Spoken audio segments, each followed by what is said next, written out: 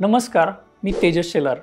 आजचा दिवस अहमदनगर लाईव्ह परिवारासाठी अत्यंत महत्त्वाचा आहे।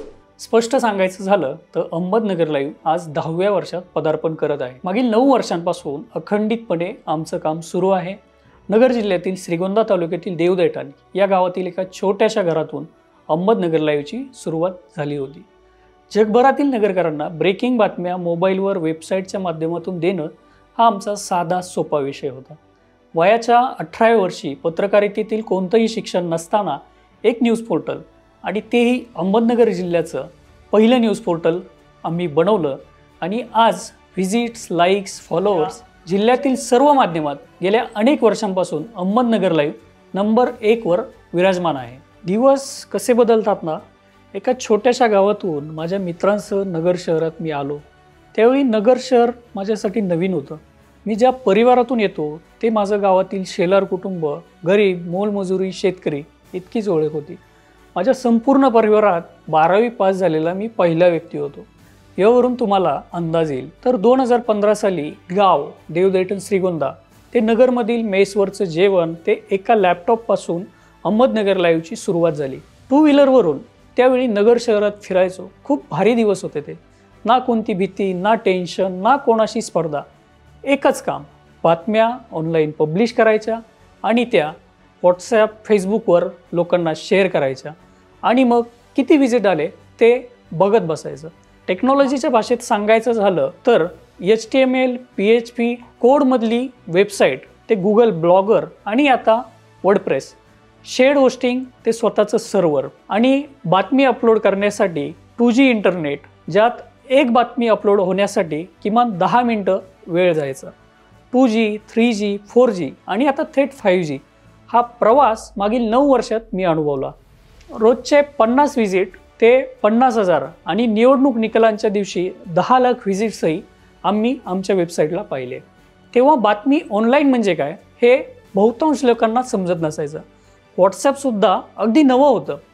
हेडलाईनच्या खाली असलेल्या निळ्या लिंकवर क्लिक करा आणि बातमी वाचा असं त्यावेळी लोकांना फोनवर, मेसेजवर सांगावं लागायचं। माझ्या आयुष्यावर स्टीव्ह जॉब या माणसाचा भयंकर प्रभाव आहे। 11वीत शिकत असताना त्यांचं एक गाजलेलं भाषण, आयुष्यात यशस्वी व्हायचं असेल तर काहीतरी वेगळंच करावं लागेल हे स्पष्ट समजलं होतं। वेगळं काहीतरी करायचं हे ठरलं होतं, पण भांडवल काहीच नव्हतं। वाचनाची आवड होती म्हणून मग आपण आपला पेपर चालू करू असा विचार केला। त्यानंतर चौकशी केली, जाहिराती, एकूण छपाई, खर्च लाखोच्या घरात आणि अर्थातच खूप बजेटच्या बाहेर जात होता। मग विचार केला आपण वेबसाईटच बनवू, त्यावर बातम्या देऊ, त्याचीही चौकशी केली। त्यावेळी न्यूज पोर्टल डेव्हलपमेंट हा खूप मोठा विषय होता। त्यावरही खर्च लाखोंच्या घरात येतो हे पुण्या मुंबईच्या कंपन्यांमध्ये चौकशी केल्यावर समजून आलं। मग शेवटचा पर्याय ठरला वेबसाईट डिझाईन करायची, तेही यूट्यूबवर शिकून आणि इतर वेबसाईट पाहून। नंतर वेबसाईट डिझायनिंगचा कोर्सही केला। तोपर्यंत जवळपास 4 महिन्यांच्या प्रयत्नानंतर आम्ही आमची पहिली HTML मधली वेबसाईट पूर्ण केली। मागे वळून पाहिलं तर रिस्क घेणं किती महत्त्वाचं ठरलं हे जाणवतं। 2015 साली हे पोर्टल चालवताना डोळ्यासमोर फक्त एक पोर्टल सुरू करणं हेच टार्गेट होतं। पैसे कमवण्यासाठी नगर जिल्ह्यात अनेकांना वेबसाईट बनवून द्यायचो। राजकीय व्यक्तींचे social media marketing, bulk SMS, voice call ह्या सर्व्हिसेस नगर जिल्ह्यात द्यायचो। निवडणूक काळात जिल्हाभर 2 व्हीलरवर फिरायचो। 2018 पर्यंत समोर एकाही रुपयाची कमाई न दिसताना जवळपास 3 वर्ष विना उत्पन्न पोर्टल आम्ही चालवलं। त्यानंतर गुगलच्या जाहिराती सुरू झाल्या। अलीकडे समाजाचा पत्रकार, संपादक यांच्याकडे पाहण्याचा दृष्टिकोन वाईट असतो। अनेकदा मीडिया म्हणजे पैसे असा अनेकांचा गैरसमज असतो, पण इथली वास्तविकता खूप कमी लोकांना माहीत असते। आज मला अभिमानाने सांगावं वाटतं, मागील 9 वर्षात आम्ही कोणाला ब्लॅकमेल केलं नाही। बातम्या पब्लिश करण्यासाठी आम्ही पैसे घेत नाही। पत्रकारिता हा आमचा व्यवसाय नाही तर छंद आहे। अहमदनगर लाईव्ह हे माझ्या आयुष्यातलं पहिलं स्टार्टअप, ज्याची आता एका दशकाकडे वाटचाल सुरू होते। अनेक लोकांना अहमदनगर लाईव्ह माहीत आहे, पण त्यामागील चेहरे माहीत नाहीत। एक खूप छान वाक्य आहे, work in silence, let success make noise.